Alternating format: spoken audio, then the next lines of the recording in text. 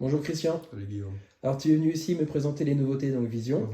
Mhm. Notamment là nous avons la nouvelle XO Graphène Oui, de 11 pieds 3, soit de 3. c'est ça. C'est pas courant. Non.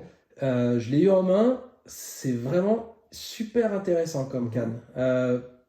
Peux-tu m'expliquer dans quelles conditions par exemple tu pourrais l'utiliser? Écoute, c'est une canne qui est quand même principalement typée grande rivière. De par sa longueur, c'est une canne qui va s'utiliser principalement dans des rivières à partir de 7-8 mètres de large, jusqu'à des très grosses rivières des Alpes ou des Pyrénées.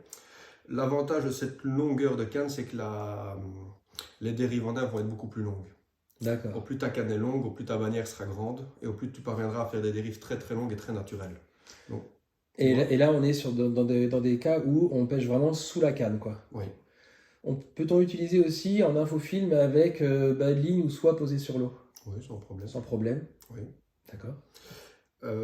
Qu'est-ce que je peux te dire de plus? Donc c'est comme la 10 pieds 3, tu as également le porte-moulinet lockdown. Tu as les mêmes caractéristiques avec l'anneau serpentiforme en pointe et l'anneau de départ qui est plus bas. Mhm.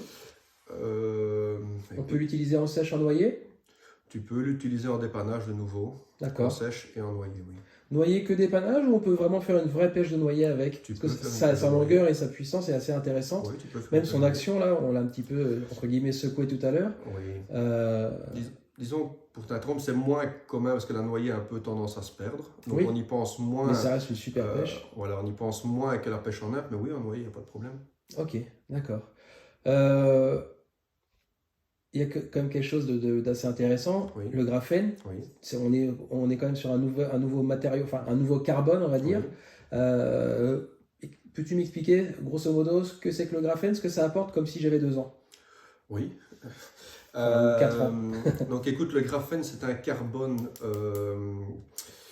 qui a... La première chose, c'est qu'il a gagné le prix Nobel de physique. Ok. Donc c'est quand même quelque chose qui n'est pas anodin, quand même. C'est quand même une grosse reconnaissance. En fait, c'est un carbone sur... pour t'expliquer simplement, en fait, les feuilles de carbone.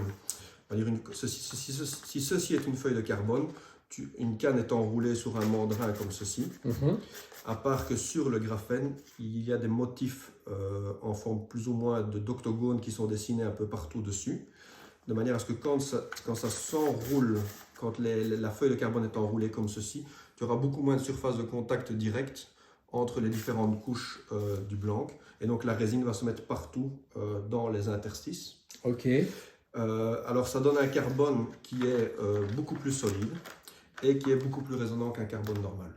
D'accord. Et plus léger. Et plus léger. Parce que moins de résine aussi, quoi. C'est Aussi ça. peut-être. Voilà. D'accord. Très bien. Je t'en prie. Merci Christian.